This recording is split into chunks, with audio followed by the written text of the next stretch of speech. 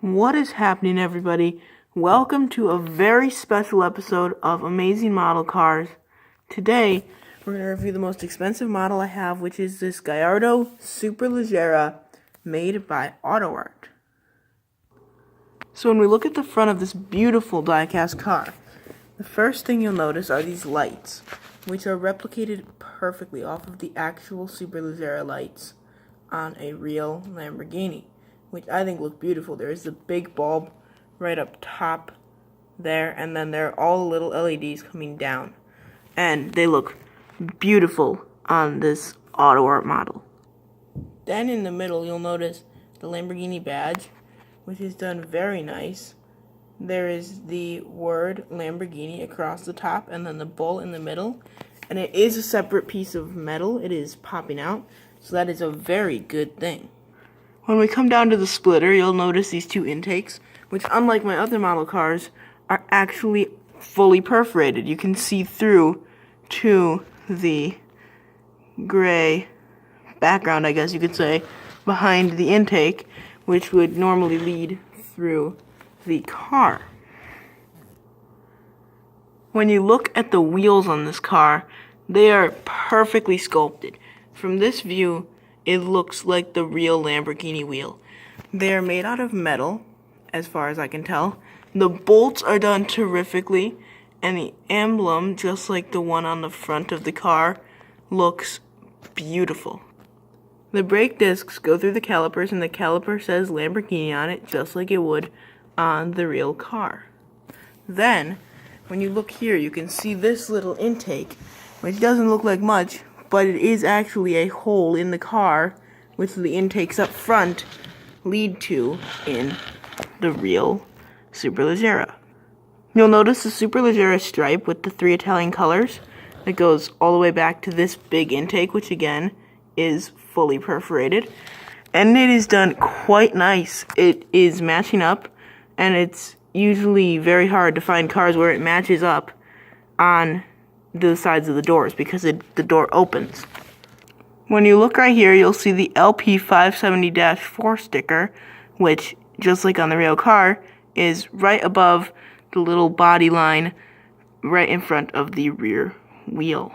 This car is done so nicely that I have to take a moment to compliment these mirrors. They are reflective like almost all model car mirrors, but the carbon fiber looks so good on this model, and there's a lot more of it, so I will show that to you later. But it just looks so good. It doesn't look as good on camera, but you can see more carbon fiber down there, and it just looks beautiful. The rear wheel is pretty much the same as the front, just the brake disc the caliper is a bit larger, and that is a good thing because it is on the real car. The back end of this car is probably one of my favorite parts about it, because it's just so detailed. You can see the Lamborghini word right there. It pops out, and it's made of metal. When you look at the taillights, they are beautiful. Under the clear plastic, there are so many little details that just make them look so realistic. They're very good looking. Then, there's a third taillight on top of this wing, which is carbon fiber, which looks just as beautiful as the mirrors, probably even more. Then you have the carbon fiber diffuser down here, and the license plate, and then a big perforated intake, which just looks beautiful. A quick disclaimer, if you are looking into buying one of these cars, I don't know if this is just mine or if it's a design flaw with all of them, but this rear wing is not very secure. You can do that with it, and I've even been able to take it off before, which is kind of cool because, I mean, the car does get a very different look without the wing, but there's that, and that just doesn't really look good. So, I mean, it's kind of cool that it comes off, and if you're not looking at the back, like from right there, you wouldn't notice it, but that's just a quick thing you might want to know. However, with the wing removed, we can see even more carbon fiber lining the engine bonnet, and we'll get to the engine later. And then if we look on this side, we can see the filler cap for the fuel tank. Now we can move on to the trunk, which the best way to open it is to just flip it upside down. You could try to get your fingernail in there, but that sometimes can be very difficult and just not the best. And you could smudge the car up a bit, and that's never a good thing. You'll notice as the hood is opening that it has these very realistic hydraulics here. It does have a average support right there so that it's more sturdy, but just like the real car, it has these beautiful hydraulics, so it looks very, very nice. The hood doesn't stay up by itself. I mean, I haven't really tried that hard, but as far as I can tell, it doesn't. But when you look in this trunk, it's very nice because it's covered with felt, which is very realistic. And apart from that, there's not much to copy in the trunk of a Lamborghini, because why do you need a trunk if you have a Lamborghini? So I think they did a very nice job with that.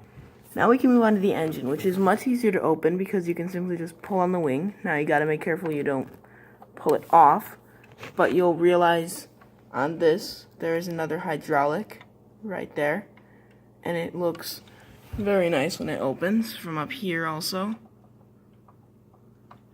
When you look at the engine, you'll notice all of these details. It says Lamborghini on the cylinder caps, and it goes so deep under where just that is. It can't go super deep because it's a small car with a small lookable part of the engine. Another thing you'll notice, another perforation right here, surrounded by more beautiful carbon fiber. You can actually see little details through that perforated mesh. Now time for probably the most beautiful part about this car, and that is the interior. So to open the door, you can kind of just push a bit on the mirror till the door pops out. The mirror is very sturdy, but I wouldn't pull very hard on it, so just be careful when you're doing that. With the door open, you can see inside the car, and it's very beautiful. The center console is lined with carbon fiber, and the emblem on the steering wheel looks beautiful. You can see the footwell right there, and all of the dials look very realistic. On both the doors, there is carbon fiber lining them right there. It's very hard to see on camera, but it is textured and looks very nice.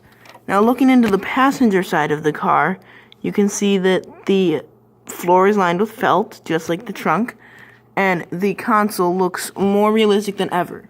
From right here, you look like you're looking in to an actual Gallardo Supperleggera. So, now for a rating of the car. I would probably give this car a A- without taking into account anything else, because of flaws like the wing coming off on the back and the trunk and engine bay not being able to stay open very well. But when you factor in the price, this model is only $100. Now I say only because a lot of Autoarts can be very expensive, up to around $400. So I think when you take into account that it's only $100 for an Autoart, I'd give it a solid A, because you're getting a lot for that price. So I think it is definitely worth the price.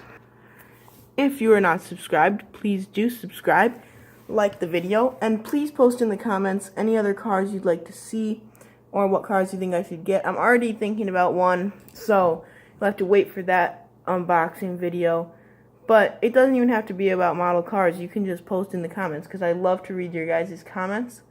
And thank you for watching. Goodbye.